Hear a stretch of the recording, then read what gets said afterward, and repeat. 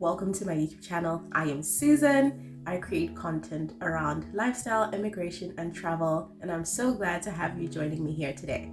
In today's video, I want to walk you guys through my immigration process as a Kenyan citizen moving from Kenya to Ireland. Excuse me. So how it all started was I used to live in South Africa, where I lived and studied for the last 12 years of my life. But unfortunately, I wasn't able to live and work there anymore, and I moved to Kenya in the process of moving to Ireland. I detail all of this in a few videos that I have already filmed, and I'll link them in the information bar above, where you can check them out and engage with my content. Before we get into the video, please be sure to like and subscribe, and if you enjoy this, comment down below, mention your experience immigrating somewhere, and be sure to share the video. So let's get into it. I got a job offer at the start of 2023 for an engineering consulting firm in Ireland. At the time, I was still living in South Africa because I had been living there before, and it occurred to me about the fact that because I didn't have a residence permission to live in South Africa anymore, I needed to move back to Kenya in order to process my immigration documents for Ireland. So that is what I did. I moved to Kenya in March 2023, and I was living with extended family while awaiting for my immigration process to start. So I was sponsored by my employer to get my critical skills employment permit.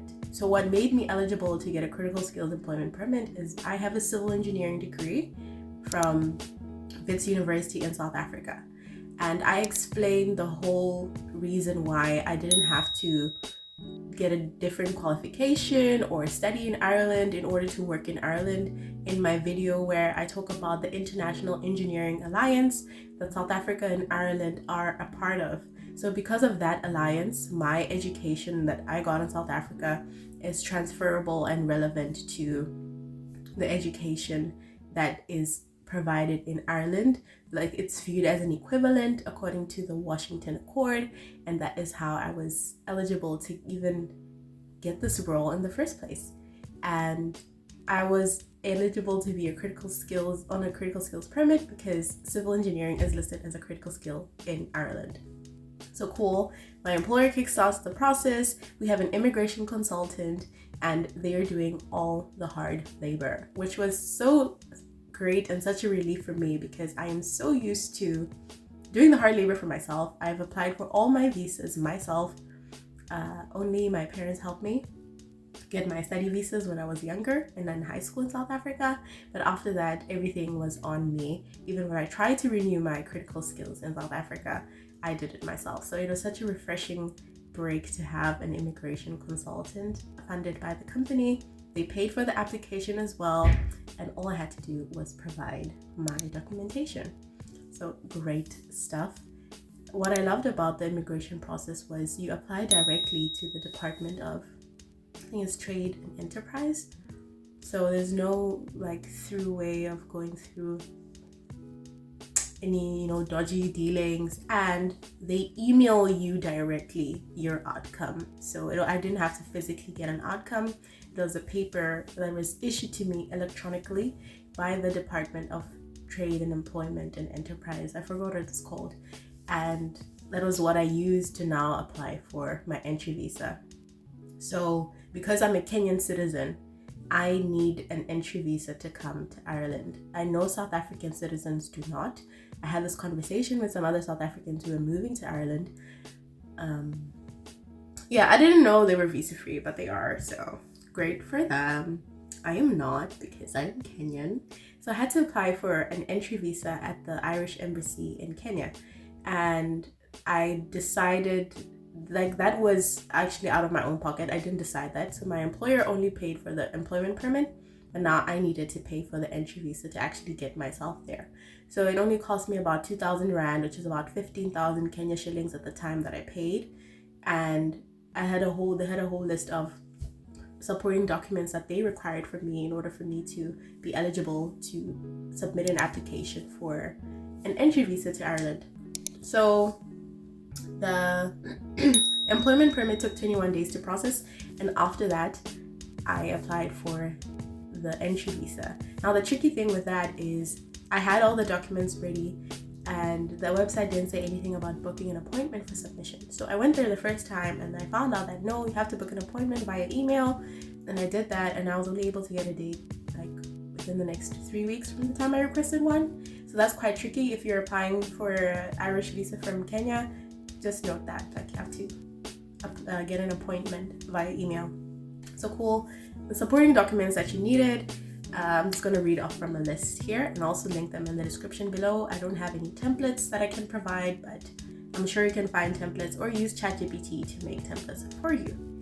So I had to submit my original passport and copies of all the pages, as well as any passports that I held previously that I still was in possession of and their previous pages. So I did my current passport and the passport that I had before it, just so that they can see if you've had any refusals or deportations. I'm not sure that you're an upstanding like traveler and you're honest and all that stuff. And then you had to submit your online visa application form that you completed on their website, my original employment permit, so that electronic paper that I got, my letter of application just stating who I am and why I'm requesting for this entry visa and the reasons behind that, standard begging for your life to this developed country just to enter. And yeah, company support letter, passport photos that were taken within 6 months, and they have all these specifications, but this is like standard size passport photo, signed employment contract. I had to do evidence of education. I submitted my degree and my transcripts. 6 months bank statement. I submitted my Kenyan and South African bank statements because over a 6-month period I had lived in both countries. But if you just live in one country, just submit your one country bank statement, y'all. And 3 most recent pay slips. Fortunately, I had a job prior to this one that I got in Ireland, so I was able to submit my last 3 pay slips from the role that I had up until the month that I'd resigned. And I also had on my bank statement reflected that I had received that pay slip, because that's why they usually ask for bank statements and pay slips to see the income coming into your account. And lastly, there was proof of health insurance. I didn't have to submit this because it was stated in my contract that my employer does cover my health insurance, although it's just taken out of my salary before I get it. It's taken from my gross salary and not my net salary. So yeah.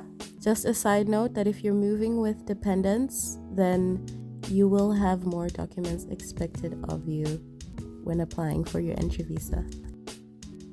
And then lastly, I waited 2 weeks, and then I got my entry visa, and from there everything was hunky-dory. I moved to Ireland, and I explained that in a video about moving here, how I got my job, and I had to register for my Irish residence permit, which you're given 90 days to do that. It costs €300. I know, a lot of money. So if you're moving here, budget for that as well in terms of your moving costs. And I applied for my Irish residence permit, and I got it within like 5 days. And all they have a list of documents they require, and there's a website that you can check about what those requirements are. But yeah, that's the story of my life, and that was my immigration process moving to Ireland. It was quite straightforward.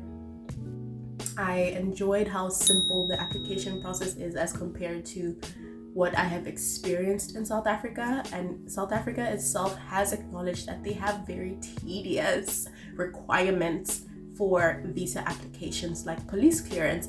No one asked me for police clearance when I was moving to Ireland. I was even shocked. I even sent them an email. I was like, please confirm. Are you sure? Are you sure you don't need police clearance? And they said no. So I love that. So if you want to hear more about my experiences registering for admin stuff in Ireland, like registering for tax in Ireland, doing my healthcare, like all those little things, please let me know in the comments below, and I'll be happy to share my experience with you. I didn't have all this information when I moved here. I just had the foresight to come here a few days early before my role started, And it was that time that really was my saving grace and helped me get everything in order and sorted. So if you have recently migrated somewhere, or you've moved to Ireland, or you're planning to move here, or just have a moving experience, please let me know in the comments below. Just highlight a bit of, did you find it easy? Was it your first time? And compared to other countries you've been to, is it easier?